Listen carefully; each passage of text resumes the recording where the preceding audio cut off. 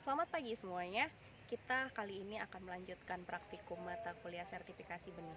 Topik yang akan kita pelajari hari ini adalah pemeriksaan pertanaman pada areal sertifikasi komoditas kacang tanah. Berdasarkan Peraturan Kementan 620 tahun 2020, pemeriksaan pertanaman untuk komoditas kacang tanah dilakukan pada dua fase, yaitu fase vegetatif dan fase masak. Pemeriksaan pertanaman kacang tanah dapat dilakukan sejak 15 hari setelah tanam hingga 5 hari menjelang panen. Pada praktikum kali ini kita akan menggunakan tanaman kacang tanah yang sudah memasuki fase generatif. Pemeriksaan tersebut tetap dapat kita lakukan karena pada fase ini karakter vegetatif masih dapat kita amati. Seperti biasa, kegiatan dimulai dari tahap persiapan, yaitu pemeriksaan dokumen dari hasil pemeriksaan sebelumnya. Selanjutnya adalah pemeriksaan global. Pemeriksaan global ini tetap kita lakukan untuk memastikan kembali isolasi jarak dan isolasi waktu. Pada pertanaman ini, di sebelah utara berbatasan dengan pertanaman bengkoang. Bila area sertifikasi kacang tanah yang kita periksa berbatasan dengan pertanaman kacang tanah lainnya, maka isolasi jarak yang perlu diterapkan minimal 1 meter. yang tidak akan mencampuri kemurnian varietas kacang tanah yang sedang disertifikasi. Setelah memeriksa isolasi, kegiatan pemeriksaan global tetap kita lakukan untuk memeriksa luasan lahan dan petakan lahan. Selain itu, untuk memeriksa kondisi pertanaman secara umum terkait adanya serangan hama penyakit ataupun gangguan lain yang mengganggu pertumbuhan tanaman. Tahap selanjutnya adalah penentuan jumlah dan letak-letak sampel. Pada area kacang tanah yang akan kita amati ini, luas lahannya kurang lebih 1 hektar. Berdasarkan Kementan, jumlah petak sampel untuk luasan 1 hektar adalah 4 petak. Tempat saya berdiri ini adalah petak sampel yang terpilih. Mari kita amati tanamannya. Untuk pertanaman kacang tanah, yang perlu kita amati adalah warna pangkal batangnya. Untuk warna pangkal batang kacang tanah, ada yang berwarna keunguan seperti yang ada di contoh ini, ada juga yang berwarna hijau. Selanjutnya, pengamatan yang dapat kita amati adalah warna daun dan bentuk daun. 1. Sebenarnya karakter warna bunga dapat kita amati. Pada contoh tanaman ini, warna bunganya adalah kuning. Untuk varietas-varietas yang lain, ada juga yang berwarna orange. Namun, karakter warna bunga ini tidak tercantum di dalam aturan Kementan. Berikut adalah salah satu contoh tanaman tipe simpang.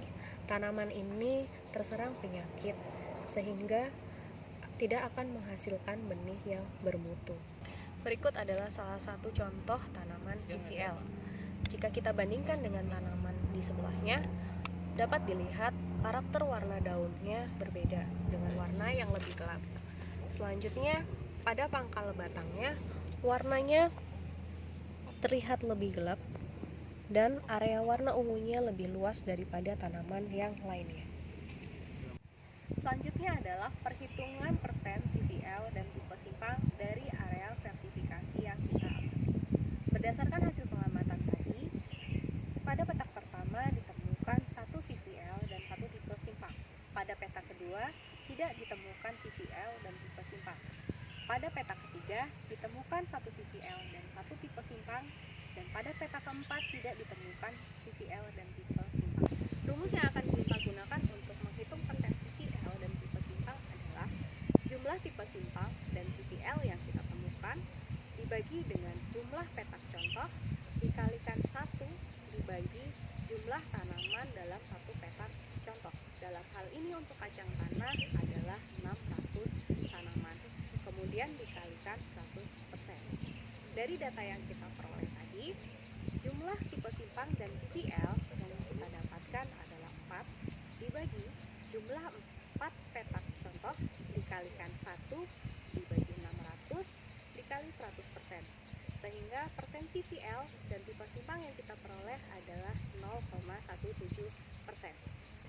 Areal sertifikasi yang didaftarkan ini adalah untuk kelas benih pokok. Berdasarkan aturan Kemenhan, untuk kelas benih pokok, campuran varietas lain dan tipe simpangnya maksimal adalah 0,5%. Berdasarkan hasil pengamatan kita tadi, didapatkan campuran varietas lain dan tipe simpang adalah 0,17%. Sehingga dapat disimpulkan untuk pemeriksaan kali ini dapat dinyatakan lulus.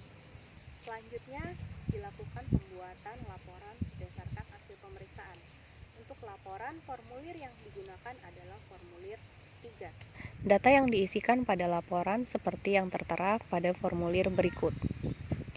PBT harus menetapkan kesimpulan atau rekomendasi apakah memenuhi atau tidak memenuhi syarat sebagai areal sertifikasi benih dengan dasar data CVL dan tipe simpang hasil pemeriksaan, apakah masih memenuhi ketentuan sertifikasi. Laporan kemudian ditandatangani bersama oleh PBT dan produsen benih. Dengan catatan, apabila tidak lulus dalam pemeriksaan pertanaman, dapat dilakukan pemeriksaan ulang 1 kali selama masih pada fase vegetatif berdasarkan permintaan dari produsen benih.